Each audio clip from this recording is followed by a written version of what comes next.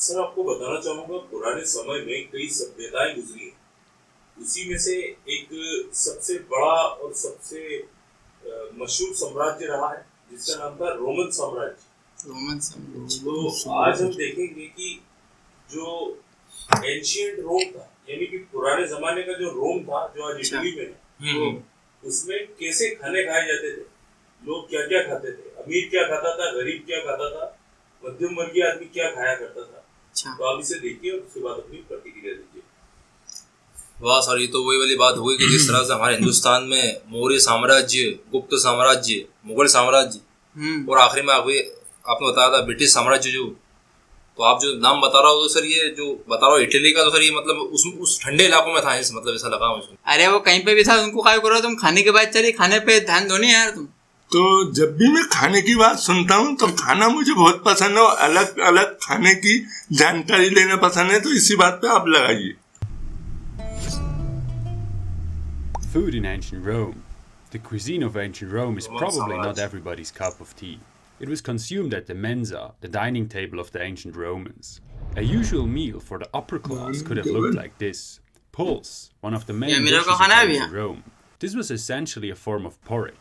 Along with that, they might have eaten bread. Refined with olives and figs, for example. Bread was often eaten with Moretum, a spread made of sheep cheese, a lot of garlic and herbs. Most Roman meals would have been spiced with garum, a fermented fish. We'll show you how to make these dishes step by step later on in the video, and the recipes are in the description as well. Back to the topic. To go along with such a meal, the Romans drank water or wine. Beer, called cervisia, in contrast would have been considered barbaric. The wine was usually diluted with water and sometimes spiced with herbs and vinegar. Water and vinegar was called posta. Another variant was mulsum, wine spiced with honey. It is fascinating that the Romans even had recipes about how to make white wine out of red wine, even if the method seems pretty weird. It would have worked like this. Take the whites of several eggs, put them in the red wine bottle, shake it firmly, and let it rest for a night. The result looks like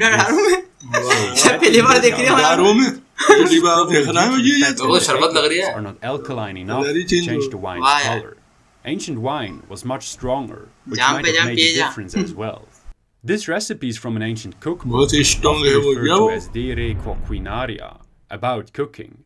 Much of our information about ancient Roman recipes goes back to this book, which was pseudographically attributed to Marcus Gallus, a famous Roman gourmet. This is Marcus, by the way. He was regarded as a notorious waster by many ancient authors, such as Pliny the Elder. But his bad reputation had not just been due to his wasteful tendency, but also because he recommends rather dubious tricks such as this one, quote, to make bad honey into good honey. Just add 1/3 of the bad and 2/3 of the good and then sell it, end quote. He might not have made himself very popular with that. However, his book is a remarkable read because besides many tasty recipes, he also describes methods of food preservation.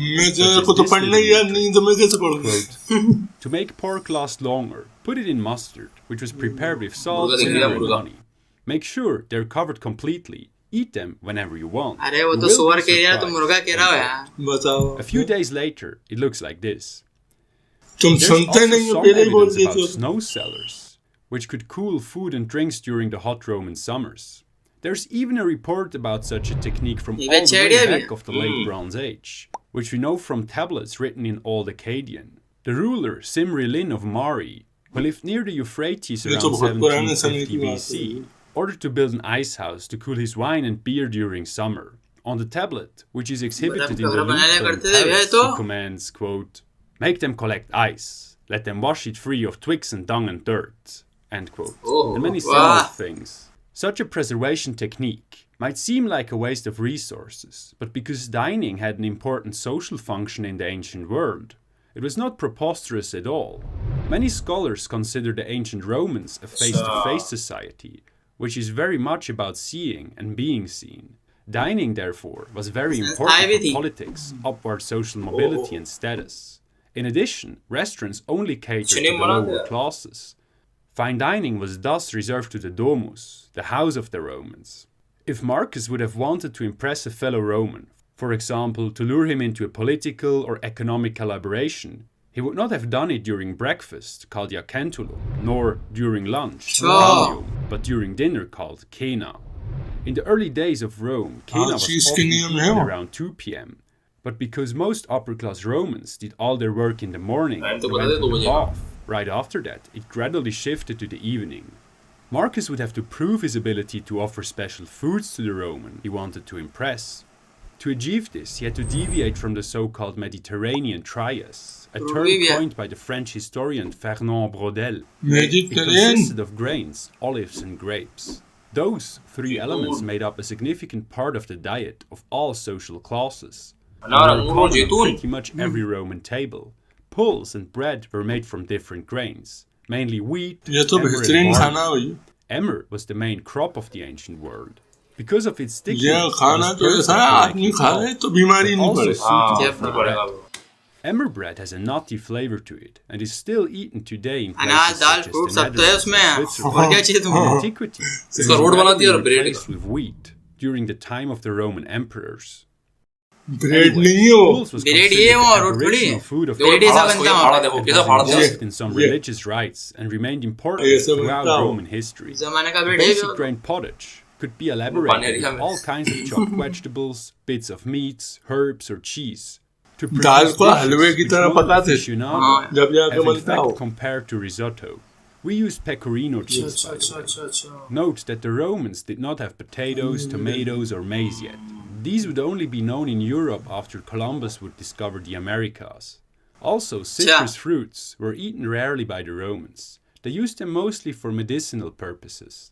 Another way for Marcus to impress his fellow Romans with his cuisine was the use of other ingredients of the Mediterranean trias, olives and grapes, not in its original form, raw or dried, but in their processed state, oil and juice respectively. Olive oil was an especially important ingredient and often used to refine meals of the local classes as well. All this would still have been considered usual though, and was also eaten by the major part of the population. Depending on the wealth, people were able to enrich their meals with some other foods and condiments, to spice things up in a literal way. Besides meat, and even snails and grubs, fish was the most important source of protein.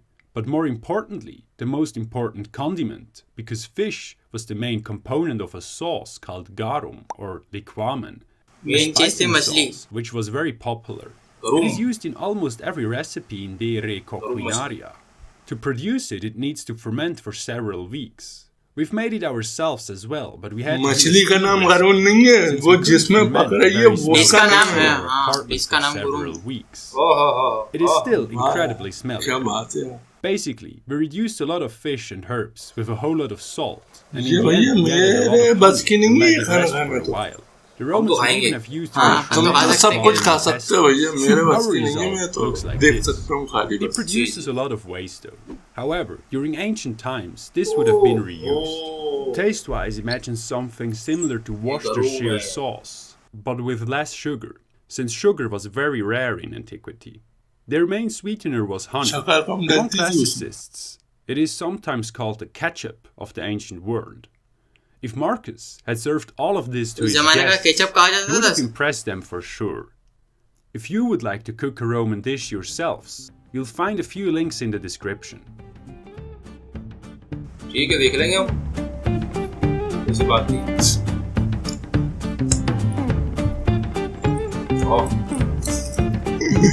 Sir जी, इससे पहले भी आप मुझे Italy का pizza खिला चुके हो, Italy का पास्ता खिला चुके हो, और आपने कहा था कि इटली के खाने बड़े अच्छे हैं.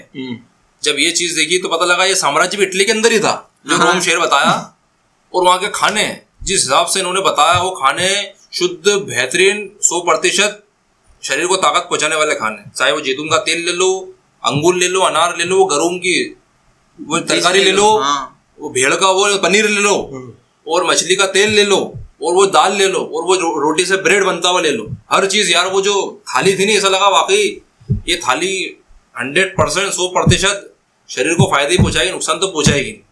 तो ये सब चीजें तो सही है, मगर आजकल लोग ऐसी चीजें खा रहे हैं, वो तो वही खा रहे हैं जो शरीर को नुकसान देती हैं. जैसे बर्गर हुआ, पिज्जा हुआ, ये सब चीजें तो खा रहे हैं. तली हुई चीजें ज्यादातर खा रहे हैं. मतलब जो सबसे ज्यादा नुकसान करती है। अब अपन चले जाओ बाहर तो चाउमीन हुआ, ये बर्गर हुआ, पिज्जा हुआ, ये आलतू फालतू चीजें खा लेते, पेट भरने से खुश हो जाते हैं अपन। अब अपन फल फ्रूट खाएं, सेब अनार ऐसी चीजें खाएं तो लगे, मगर अपन उस चीज को तो बेकार समझते हैं। क्या महंगा भी पड़ेगा और अपने बजट में भी नहीं आएगा, कौन खाएगा? तो इसलिए अपन उसको नहीं खाते। तो इस वीडियो से ये साबित होता है कि कितनी चीज महंगी, अच्छी चीज कितनी महंगी हो, मगर अच्छी चीज खाओ, कम खाओ तो सेहत को भी लगेगी और नुकसान नहीं करेगी। और आलतू फालतू कचरा खाओगे तो वो तो नुकसान तो होगा ही होगा। तो मेरी आप लोगों से हाथ जोड़ के गुजारिश है कि महंगाई को न देखें और अच्छी और शुद्ध चीज खाएं तो ज्यादा बेहतर रहेगा।